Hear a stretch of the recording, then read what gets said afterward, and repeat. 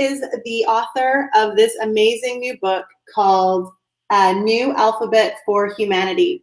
She is also an impact coach, business mentor, and just an all-around amazing human being. And I needed to introduce you to her because we both feel that now is the time for some serious shifting in the way that we've been doing business and living our life, and we're ready to bring it into alignment. So welcome, Leesa, to the show. Oh, so excited. Thank you, Darren. I'm just so happy that we've connected and we can share this with everybody. It's so exciting. Yes. Okay. So before I get into the book, because I think it is absolutely brilliant, can you talk to us a little bit about how you have seen that the time that we're in right now is the time to really align our values with the work that we do in the world?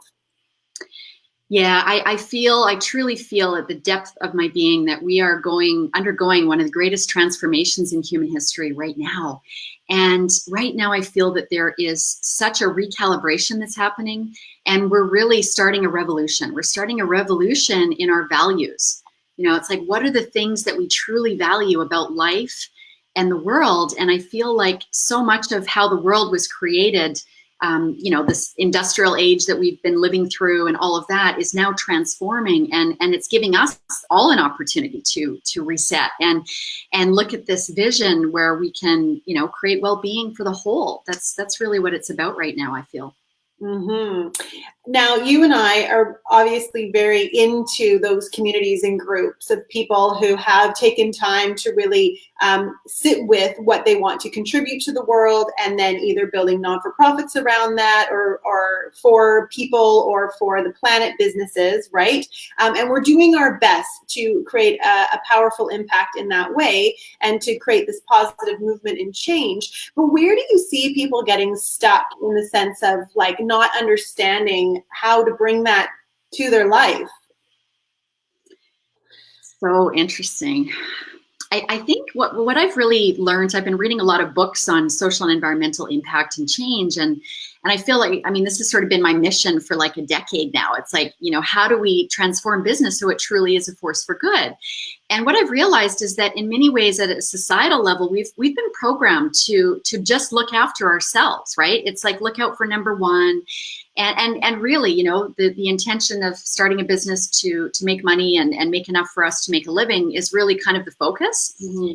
And so we haven't really been, it's gone against our values of like community, connection, cooperation, collaboration. We've been taught, competition, winner takes all. So there's been this mindset that hasn't really, it doesn't add up, and it's like, we're now in this era where we're recognizing, wow, like we've got rising inequality. It's worse than it's ever been, and we're seeing it before our very eyes. And this is really an opportunity for us to transform that.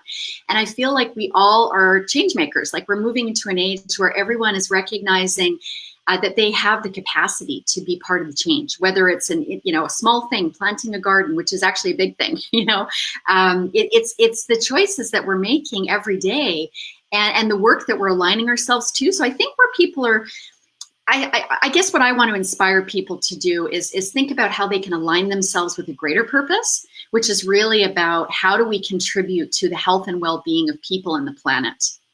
And that can be done in so many ways. And business is like a beautiful canvas that we can use to create this change and to go into business in a different way, right? Where our intention is, we want to make a real difference. We want to make a meaningful difference. We want to feel fulfilled and happy in the work that we're doing, and use, like, that should be sort of the primary intention for why we do what we do, if that makes sense. I think that's really the shift.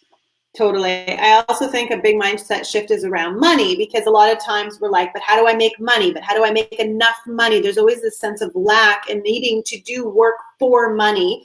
And that's an old program that I believe that we've all adopted, and it takes a bit of rewiring to go, okay, actually, I can get a lot of things that I value without having money. So, for instance, I love to travel. Well, I have made really, truly deep relationships and connections with people that are in the travel industry. So I get to go on lavish vacations for zero money, basically. So, what I mean? Like, it's like being creative with the way that we work, instead of thinking I need to do things that I don't feel good about, that I don't like doing, that I feel drained doing, just so that I can do X, Y, and Z, pay these bills, have this mortgage, whatever. It's like, but really when you sit down and think of your values, of what it is that it was really important to you, there are ways to get those things without money. Oh, it's so true. Oh, it's so true. This is such an important conversation. It's like, how do we align ourselves with our money and our value? How do we align ourselves so our money is in alignment with the values that we have? And also, like, how much is enough? I think that's the other thing. It's like there's this illusion that we just need to keep accumulating, and we need to just have all this. And then, like, my friends and I sort of laugh, my change making friends, that are working in like the impact space, they're like, wait a minute, we're moving into an era of like zero waste and minimalism. What do we need all this money for, to buy what, right? Like, it's kind of interesting, I was thinking about that today when I was choosing, what do I wear for our interview today? And it's like, this is something else I'm really passionate about. It's like, how do we make every individual purchase matter, right? I found this company called Elegant Teas, and an amazing company, organic cotton, women's clothes. They employ workers in Nepal that have, they take them out of trafficking and give these women opportunities, right? So they can, they sew the garments, and then they give you like a beautiful postcard when you buy the clothing from them that says, here's the person that made your clothes and thanking you for making a difference. And this woman is basically saying, you got me out of an industry that I didn't want to be a part of. And I want to, there's so many ways that we can be the change, in how we invest and, everything. How do we align our money with the world that we want to see, basically? How do we align our money with the world we want to see? Yeah.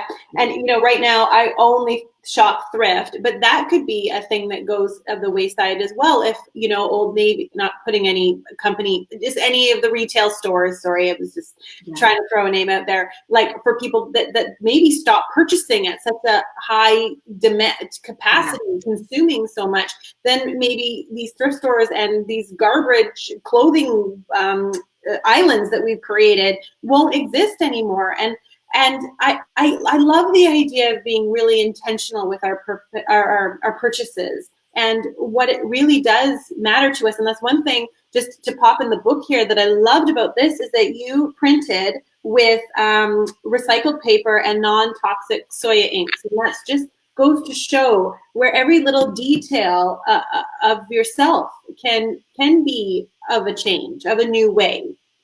So true. So true. And I'll share another really interesting insight I had around Christmas. It was fascinating. I was in Australia. We've been very blessed. We've been able to go to Australia. I have a real deep connection, like a soul connection with the earth there, the land there.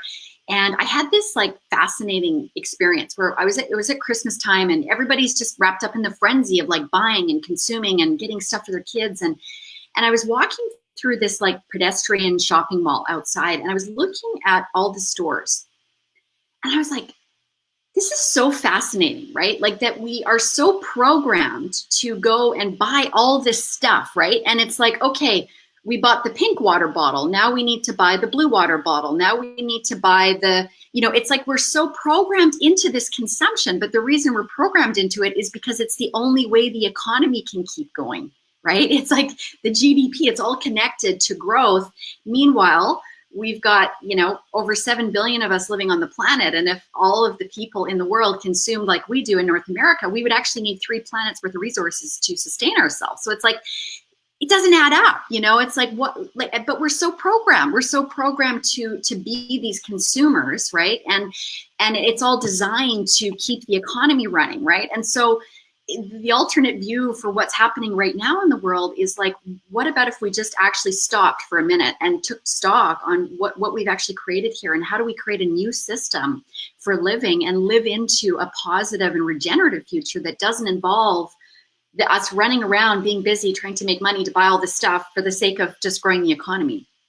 And for what? Yeah, exactly. Like, we all know when we buy that nice Louis Vuitton purse, or we go for that epic shop and we spend like the $1,000 or whatever your big ass ticket item is, it kind of loses its luster after a few years. Yes, Like, yes. just be honest. Or it's something that maybe you treasure for your lifetime, but that's like one thing out of the how many things you buy. So anyway, I also find that whatever that satisfaction or desire drive is, it usually has to do something with your ego, and it has to do with something that really isn't of value to you. Or maybe it is, but maybe that alignment isn't necessarily there, which is what we're asking people to do, right? Okay, this is huge because this is like a destruction and then a restructuration, Yes. a reconstruction of like how we live. Absolutely. It is. It's literally, we are recalibrating our entire sense of self, our entire sense of self, and establishing reconnection. This was the other insight I had. I literally spent 3 months in nature with my son. I tried to disconnect from technology, social media. I put my feet in the sand every day. And what I realized was, wow, like if we take a look at every problem in the world, a lot of it, I would say all of it, stems from disconnection. It stems from our disconnection to ourselves. It stems from our disconnection to each other. And it stems from our disconnection to nature.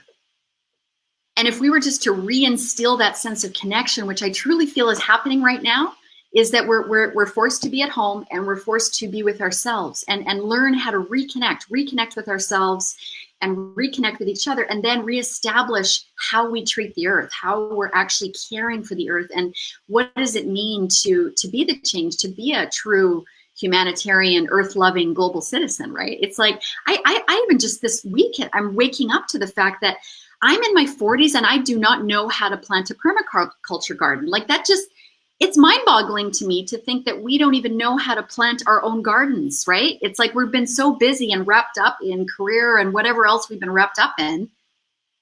Anyway, that's just an example. It's like we are so recalibrating everything right now, and it's exciting. There's just so much opportunity here, and that's what I want to share with everyone. It's like we've got this opportunity to truly push the reset button and create a sustainable and positive and regenerative future. That's it's just what I'm excited for. I'm holding space for that.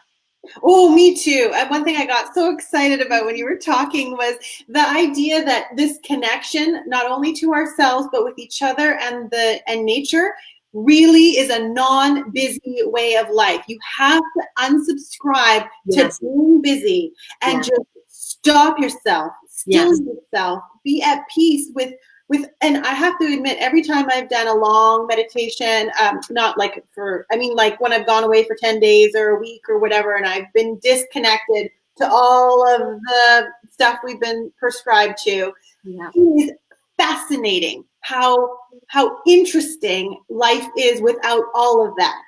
We think that we need to keep compiling all of these things because we're bored and we're inventors and we're needing this and that and the other thing. It's all bullshit. It really is. It's all meaningless bullshit. Yeah. And it's all garbage. And it turns into distraction. It's distracting us from actually being connected. Totally. Okay. So listen, people, we're at the 13-minute mark. We got to roll. But this book, honestly, it's a beautiful read for the children. It's teaching them a new way to look at the alphabet, what things mean. So E is for empathy. Empathy is understanding how another person is feeling. I have empathy when I imagine myself in someone else's shoes. The whole book is so gorgeous like this.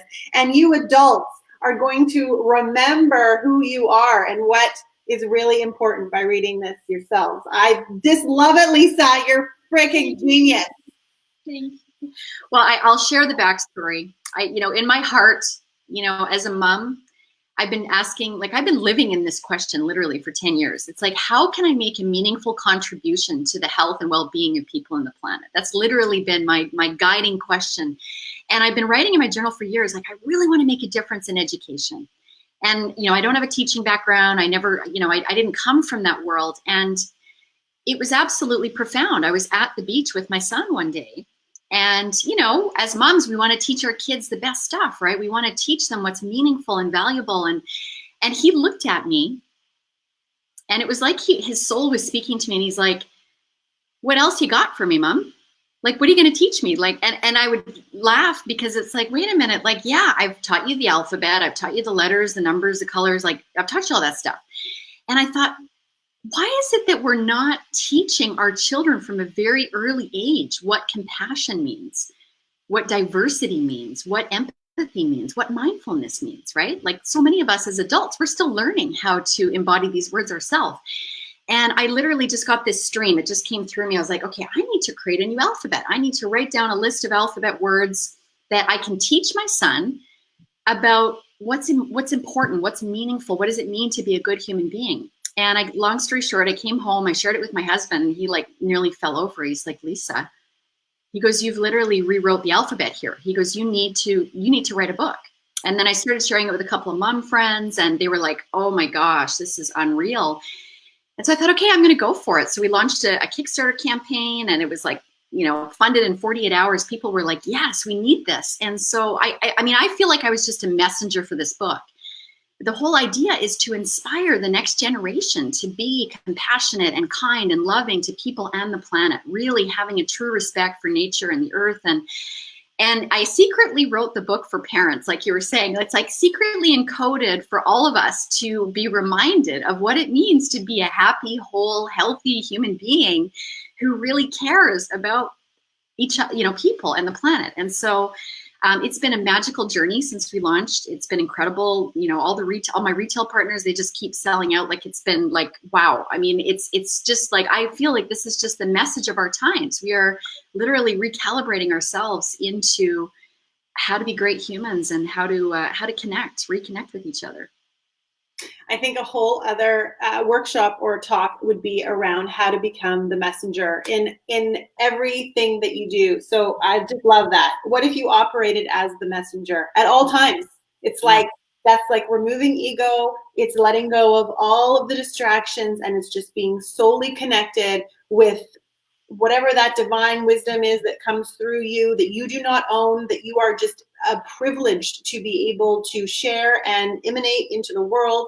And if everyone just operated from that space and place, wow. So true.